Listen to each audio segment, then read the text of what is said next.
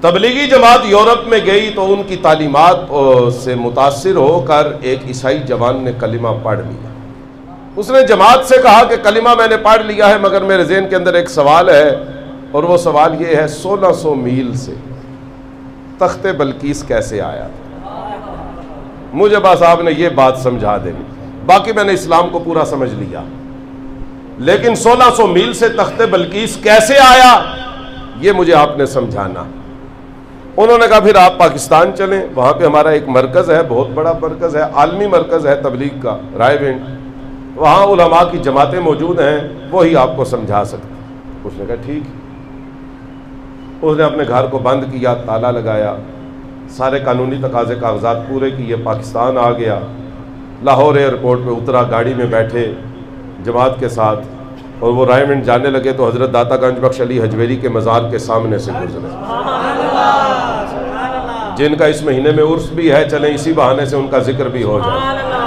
ان کے مزار کے سامنے سے گزرے تو اس نے جب دیکھا، آدھی رات کا وقت تھا، اور اس نے دیکھا کہ وہاں پہ روشنیاں جگمگ جگمگ کر رہی ہیں، آدھی رات کو بھی وہاں پہ رونقیں لگی ہوئی ہیں۔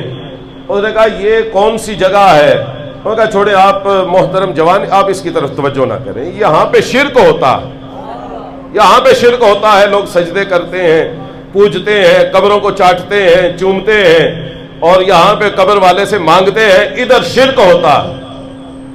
اس نے کہا نہیں، یہ نہیں ہو سکتا کہ یہاں پہ شرک ہو۔ اس نے کہا ادھر شرک نہیں ہو سکتا۔ اس نے کہا جوان تجھے کیسے پتا؟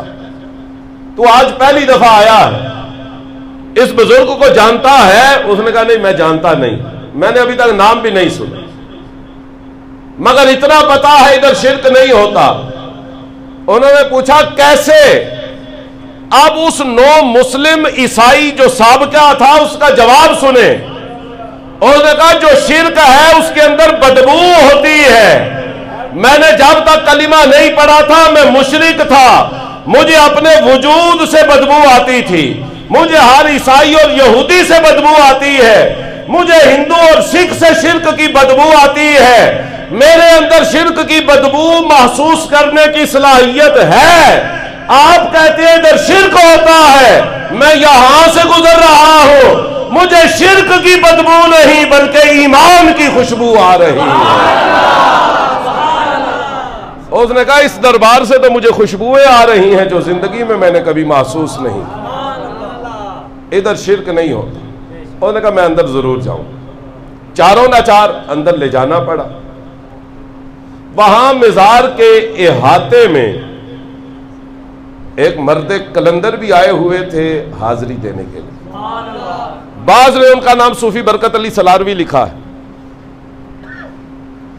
اس جوان نے جب ان کا چہرہ دیکھا حاضری دینے کے بعد، چہرے سے نور کی شعائیں نکل رہی تھیں، پاس بیٹھ کہنے لگا جی میں نیا نیا مسلمان ہوا ہوں، مجھے ایک مسئلے کی سمجھ نہیں آئی۔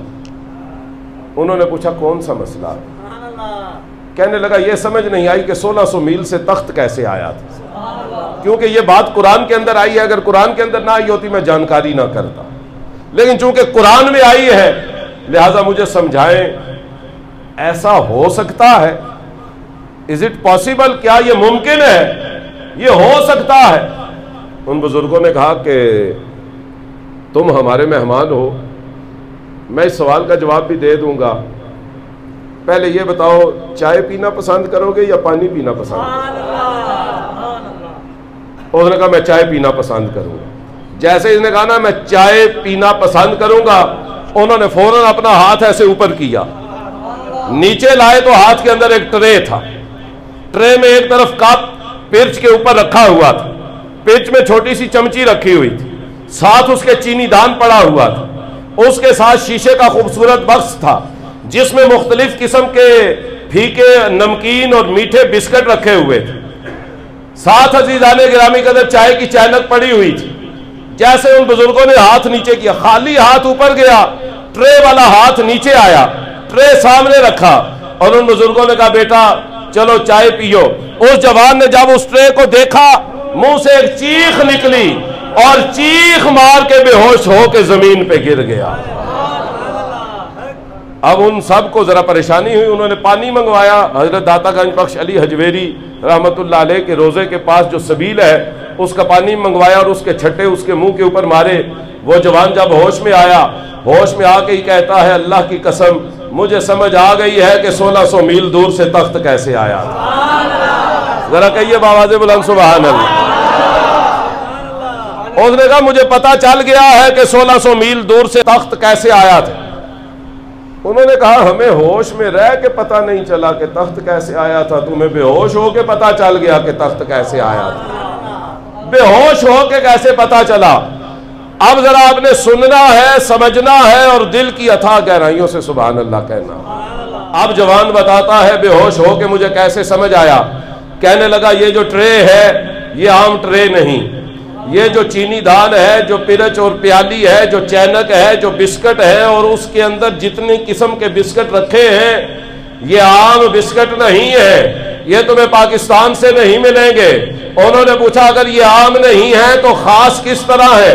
اور اس نے کہا یہ ٹرے وہ ہے جو میں یورپ میں اپنے گھر میں چھوڑ کے آیا ہوں، یہ چینک، یہ پرچ، یہ پیالی، یہ بسکٹ، یہ چمچی، یہ وہ ہے جو میں اپنے گھر کے کچن میں رکھ کے ریک کا دروازہ بند کر کے، کچن کا دروازہ بھی بند کر کے، اپنے فلیٹ کو لاک کر کے میں یہاں پاکستان میں آ گیا ہوں۔ بس مجھے سمجھ آ گئی اگر داتا دربار کے قدموں میں بیٹھ کے کوئی ہاتھ اٹھائے تو یورپ میں میرے گھر کے اندر پڑی ہوئی چیزوں کو ہزاروں میل سے لا سکتا ہے، پھر ماننا پڑے گا عاصم بن برخیا بھی ملکہ بلقیس کا تخت 1600 میل دور سے لا کے وہ بھی دکھا سکتا ہے۔